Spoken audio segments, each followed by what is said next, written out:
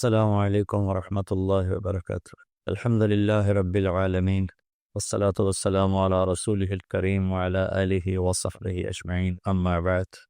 ذو الحج کا مہینہ ہمارے مبارک مہینوں میں سے ایک مہینہ ہے، جس میں اللہ تعالیٰ نے حج اور قربانی یہ دو بڑے عمل اس میں جمع فرمائے ہیں۔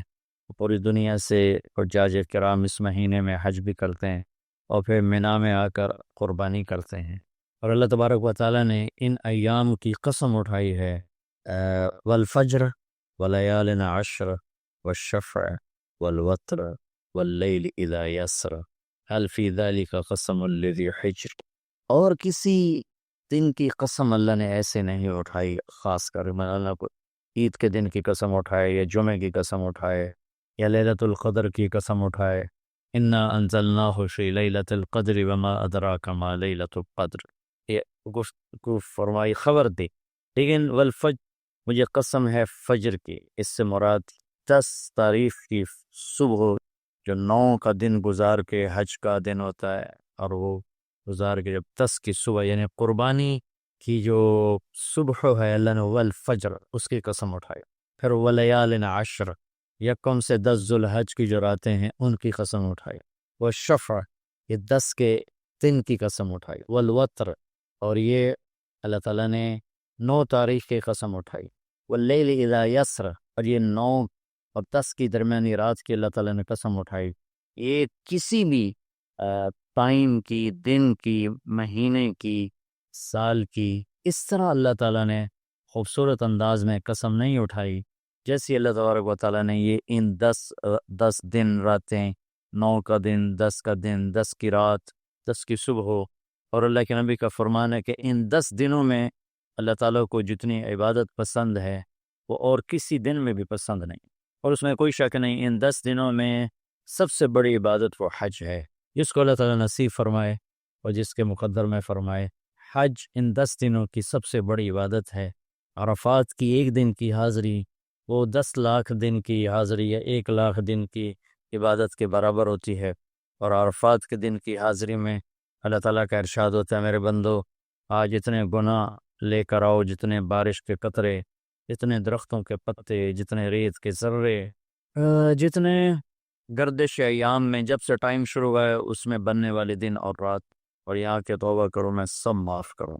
اور عرفات کے دن جتنا شیطان ذلیل ہوتا ہے اتنا کسی دن بھی ذلیل نہیں ہوتا، اور میرے محبوب صلی اللہ علیہ وسلم نے یہ دن حج کا، عرفہ کا، زور اثر کٹھی پڑھ کے پھر سارا دن شام تک کوئی 5-6 گھنٹے مسلسل دعا مانگی، اور آپ نے فرمایا اس وقت میرا اللہ میرے صحابہ پہ فخر فرما رہا ہے، اور قربان جاؤں خطاب کے بیٹے پر، فرمایا، اور عمر بن خطاب پہ اس وقت میرا اللہ خاص طور پہ خوش ہو رہا ہے، اور خاص طور پہ عمر بن خطاب پہ اللہ تعالیٰ فخر فرما رہا ہے۔ تو ان 10 دنوں میں جسے اللہ حج میسر فرما دے تو اس سے بڑی عبادت کوئی نہیں۔ حج میسر نہیں ہے تو پھر ان 10 دنوں میں نومی کا روزہ رکھنا، ان 10 دنوں میں روزے رکھنا، اس میں نوافل کی کثرت، صدقے کی کثرت، پھر قربانی، یہ سارے اعمال ان 10 دنوں میں انتہائی محبوب ہیں، جنہیں اللہ سعادت دے دے حج کی، بار بار جائیں۔ تابعوا بین الحج والعمرہ، حج عمرہ آگے پیچھے کرو، آگے پیچھے کرو۔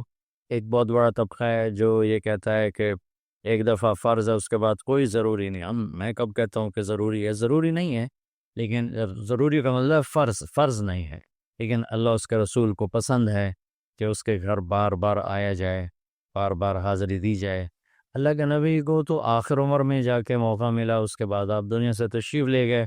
اگر آپ اس کے بعد زندہ رہتے تو یقیناً آپ ضرور حج کرتے، چونکہ آپ نے جتنے سال مکہ میں گزارے آپ نے ہر سال حج کی، نبوت کے اعلان سے پہلے بھی اور نبوت کے اعلان کے بعد بھی آپ نے مسلسل حج کی، اور 4 عمرے آپ نے فرمائے زندگی میں، اکبر میں 4 عمر۔ ایک عمرہ مدینہ سے خاص طور پر تشریف لائے جس کو ہم صلح حدیبیہ کہتے ہیں، وہ ہو نہیں سکا، لیکن آپ نے وہیں عمرے کا کام پورا کیا، سر مڑائے، احرام کھولے، پھر اگلے سال آپ اس کی قضاء کے لیے تشریف لائے۔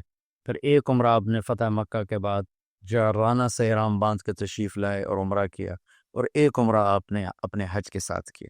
صدیقی دور میں پہلا سال جنگوں میں گزر گیا، دوسرے سال صدیق اکبر اپنے پورے ساتھیوں کے ساتھ حج کے تشریف لائے، فاروقی دور میں عمر بن خطاب رضی اللہ تعالیٰ 10 سال حکومت کی، 10 سال حج کیا، ہر سال حج پہ تشریف لائے۔ عثمان رضی اللہ تعالیٰ عنہ نے اپنی خلافت کے دور میں جب تک امن رہا ہر سال حج کرتے رہے۔ جب فساد شروع ہوا تو آپ رکے، اس میں شہید ہو گئے۔ علی رضی اللہ تعالیٰ عنہ کو موقع نہیں ملا، جنگوں میں زندگی گزر گئی، اور اسی میں آپ اللہ پاک کی بارگاہ میں پہنچ گئے۔ تو لیکن باقی 3 ساتھیوں کی خلافت کے دور میں آپ نے بکثرت حج اور عمرے کیے۔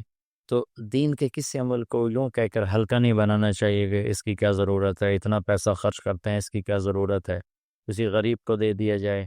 یہ اس طرح تخاول نہیں کرنا چاہیے کہ اللہ کے گھر کی حاضری کو اتنا ہلکا نہیں سمجھنا چاہیے۔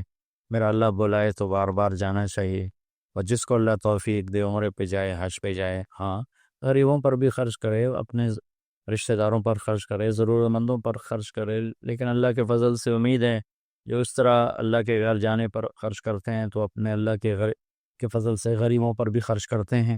اس کو آپس میں یوں اس کا مقابلہ نہیں کرنا چاہیے، یہ چیز اللہ کو پسند نہیں ہے۔ شہنشاہ کے، دنیا کے سب سے بڑے بادشاہ کے دربار میں حاضری کو ہم اتنا ہلکا نہ سمجھیں، بہت بڑی سعادت ہے۔ حضرت امام حسن کی سنا دیتا ہوں۔ امام حسن رضی اللہ تعالی عنہ نے 20 حج پیدل کیے، مدینہ سے پیدل تشریف لاتے تھے اور حج فرماتے تھے۔ 20 حج، یہ تو اہل بیت کے جگر گوشہ رسول ہیں اور جگر اہل بیت ہیں، تو 20 حج فرمایا آپ نے، پیدل فرمایا، مدینہ سے تشریف لائے مکہ پیدل۔ ایسے ہی امام حسین رضی اللہ عنہ نے کئی حج پیدل مجھے ان کا عدد یاد نہیں، امام حسن کا مجھے یاد ہے 20 حج پیدل کے، اور اللہ کے نیک بندوں نے برس ہا برس اللہ کی بارگاہ میں پیدل حاضریاں دی ہیں۔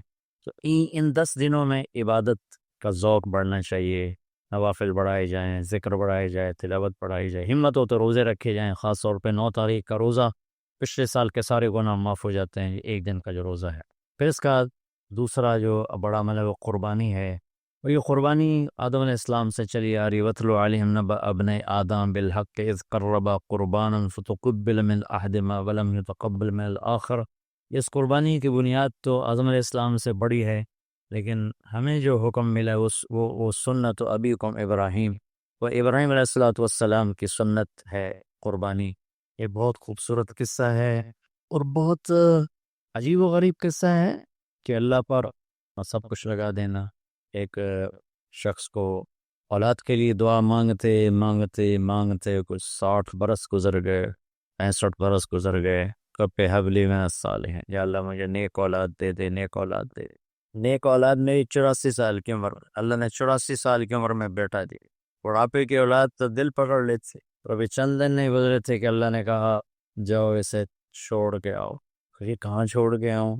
کہ جبریل آئے گا تمہیں راستہ بتائے گا۔ تو جبریل انسانی شکل میں آئے، وہ براق کی طرح نہیں ہے سفر ہوا کہ ایک دم میں پہنچا دیا، بلکہ جبریل انسانی شکل میں آئے، اونٹنی پر سوار ہو کر ابراہیم علیہ السلام دوسری اونٹنی پر، بچہ اور بیگم، اور ان کو فلسطین سے چلایا، اور چلاتے چلاتے چلاتے چلاتے جب مکے کے کالے پہاڑ آ گئے جہاں کچھ بھی نہیں ہے، نہ پانی نہ سایہ، کہیں چھوڑ، بیت اللہ ٹیلا تھا اس وقت، یہاں چھوڑ۔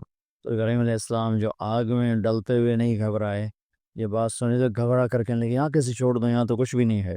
تو جبریل نے کہا جی آپ کے اللہ کی منشا ہے کہ اس بچے کو یہیں چھوڑ دیا جائے۔ تو نے وہیں چھوڑا اور واپس چل دیا۔ حضرت ہاجرہ حیران پریشان ہو گئی، کہاں چھوڑ کے جا رہے ہو، کیوں چھوڑ کے جا رہے ہو؟ جواب نہیں دے رہے، 3 میل ان کے ساتھ چلتے نہیں، وہ جواب ہی نہیں دے رہے۔ 3 میل کے بعد ان کو یاد آئی یہ تو اللہ کے نبی ہیں۔ اللہ امرک، ابراہیم کا یہ اللہ کا حکم ہے، کہاں اللہ کا حکم، اذن لن یضیعنا اللہ، جاؤ پھر اللہ مجھے ضائع نہیں کرے گا۔ اس طرح بنیاد رکھی، بچے کو ایسے جنگل میں چھوڑا، جب وہ بڑے ہو گئے تب حکم ہے جاؤ ذبح کرو۔ تو اب آپ کی عمر ہو چکے ہے کوئی 92 سال یا 94 سال، 90 پلس ہے، 100%۔ فلسطین سے چلے مکہ جا رہے ہیں، کیا کرنے جا رہے ہیں؟ بچہ ذبح کرنے جا رہے ہیں، کوئی مرغی اور بکرا ذبح کرنے نہیں جا رہے ہیں۔ پھر ان کو تیار کرا کے مینا کی وادی میں لا کر کہنے کہ بیٹا اللہ کا حکم ہے تمہیں ذبح کر۔ تو بیٹے نے کہا یا ابت افعل، تو آپ کر دیں جو کرنا ہے۔ ابراہیم علیہ السلام کہنے کہ تو یہ خبر ابھی ہے میں کیا کہہ رہا ہوں؟ کہا جی مجھے پتہ ہے، آپ کہہ رہے ہیں مجھے ذبح ہونا ہے، تو آپ کے بدلے میں مجھے اللہ ملے گا، وہ آپ سے بہتر ہے، اور دنیا کے بدلے میں جنت ملے گی، وہ دنیا سے بہتر ہے۔ پھر معصوم بچے نے کہا ابا میرے ہاتھ باندھنا، تو مجھے الٹا لٹانا، اور پھر فرمایا کہ مجھے ہاں اپنا کرتا اتارا اور کہا کہ یہ میری اماں کو دے دینا، میری نشانی رہے گا، اور آپ اپنے کرتے میں مجھے کفن دے کے ادھر دفن کر دینا۔ تو ان کے ہاتھ باندھے، پاؤں باندھے، الٹا لٹایا، اپنا گھٹنا رکھا ان کی کمر پر، ان کے سر کے بال اٹھائے تھوڑا سا اوپر کر کے نیچے چھری چلانے کے لیے، ایک ہاتھ میں بال تھے ایک ہاتھ میں چھری تھی، اور یوں آسمان کو دیکھا کہ اللہ تو مجھ سے ناراض ہو گیا ہے کہ اسماعیل کی محبت نے میرے دل میں جگہ پکڑ لی ہے۔ نہیں میرے مالک، میرے دل میں تیرے سوا کچھ نہیں ہے، اگر میرا کوئی امتحان ہے تو پاس کر دے، میں میرے دل میں تیرے سوا کچھ نہیں ہے، اور اگر تو مجھ سے ناراض ہے تو اپنی ناراضگی دور کر دو، چھری چلا دو۔ تو میرے مالک نے اسماعیل کو نکال کر چھترے کو ڈال دیا، چھترا، اور آنکھ کھلی تو آنکھوں پر پٹی تھی، کھولی تو آگے چھترا ذبح تھا۔ نبی پاک صلی اللہ تعالی علیہ وسلم قربانی کے موقع پر 2 چھترے، بکرا نہیں، بھیڑ نہیں، گائے نہیں، بھینس نہیں، 2 چھترے ذبح فرماتے تھے قربانی کے، ایک اپنی طرف سے ایک امت کی طرف سے۔ حج کے موقع پر آپ نے 63 اونٹ ذبح کیے، 63 اونٹ، جو ایک اونٹ میں 7 آدمی ہوتے ہیں، ایک اونٹ میں 7 آدمی ہوتے ہیں، تو یہ کچھ 441 قربانیاں آپ نے کی اپنی طرف سے، اور مالداروں کو پیغام دیا کہ قربانی خوب کرو۔ لیکن ہمارے ملک میں ایک عجب چیز چل گئی، بیل لے لیا، 20 لاکھ کا بیل لے لیا، یہ صرف فخر ہے، ریا ہے، اور بناوٹ ہے، دکھاوا ہے۔ آپ 20 لاکھ کے بکرے خریدیں تاکہ غریبوں کو گوشت پہنچے، 20 لاکھ کا ایک بیل لے کے آپ نے کون سا سمجھداری کا، عقل مندی کا کام کیا ہے؟ وہ کراچی مجھے لے گئے منڈی میں، تو 5-5 لاکھ کے بکرے کھڑے ہوئے، تو میں تو حیران پریشان ہو گئے، بکرے کی قیمت 5 لاکھ۔ تو وہ جو مالدار لوگ ہیں ان میں ایک مقابلہ بن گیا ہے اور ایک فخر بن گیا ہے، جی میں 20 لاکھ دا ذبح کیتا، میں 10 لاکھ دا ذبح کیتا، ہم نے تو بھائی 50 لاکھ کا ذبح کر دیا۔ میں آپ سب بھائیوں کی منت کرتا ہوں، اللہ نے آپ کو رزق دیا ہے تو آپ بیوقوف نہ بنیں، آپ اس کو صحیح خرچ کریں۔ آپ 20 لاکھ کے جانور خریدیں، 20 لاکھ کے آپ بکرے لے لیں، 20 لاکھ کے آپ عام درجے کی گائے لے لیں، آپ بھیڑے لے لیں، آپ اونٹ لے لیں، بیل لے لیں، 20 لاکھ کے بیل لے لیں، تو کتنی بڑی قربانی ہوگی اور کتنے غریبوں تک وہ کھانا جائے گا۔ 20 لاکھ کا ایک بیل لے کر آپ نے کیا کمایا؟ کون سی نیکی کمائی آپ؟ تو میں آپ اگر کوئی میری بات پہنچ جاتی ہے کسی ایسے میرے بھائی تک جو ایسا شوقین ہے، یقیناً اس نے اللہ کے لیے بہت بڑا قدم اٹھایا کہ 20 لاکھ خرچ کر دیے ہیں، لیکن تھوڑی سی نادانی سے کام لیا ہے، بلکہ بہت بڑی نادانی سے کام لیا ہے کہ 20 لاکھ ضرب 4-5 من 10 من گوشت پہ لگا دیے، جبکہ اس میں سے 1000 من گوشت نکل سکتا تھا اگر وہ 20 لاکھ کے بکرے لے لیتے، 20 لاکھ کے بھیڑے لے لیتے، چھترے لے لیتے، دمبے لے لیتے، 20 لاکھ کے قائل عام خرید لیتے اور بچڑے لے لیتے، تو کتنے غریبوں تک یہ گوشت چلا جاتا۔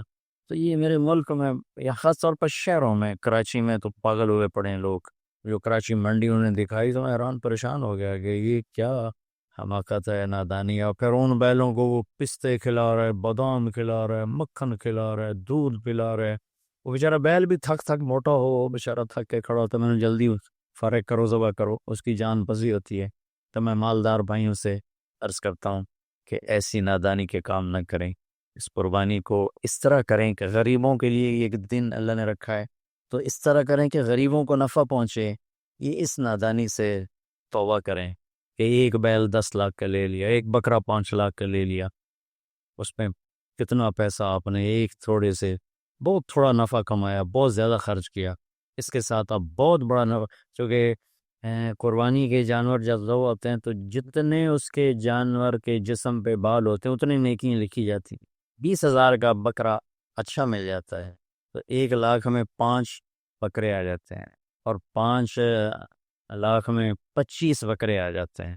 ایک بکرا 5 لاکھ کا لیا، اس کے جسم پہ فرض کرو 1 لاکھ بال ہیں، اور آپ نے 25 لیے تو 25 لاکھ آپ کی نیکیاں بڑھ گئیں۔ تو یہ بہت نادان طرز چل رہا ہے۔ میں آپ سب کی منت کرتا ہوں کہ اس طرح پیسہ ضائع نہ فرمائیں، اللہ کی دی ہوئی امانت ہے۔ ایک بیل آپ نے 20 لاکھ کا لے لیا، 20 لاکھ میں تو 100 بکرے آ سکتے، 100 بکروں کے ذریعے سے کتنے لوگوں کی خدمت کی جا سکتی ہے۔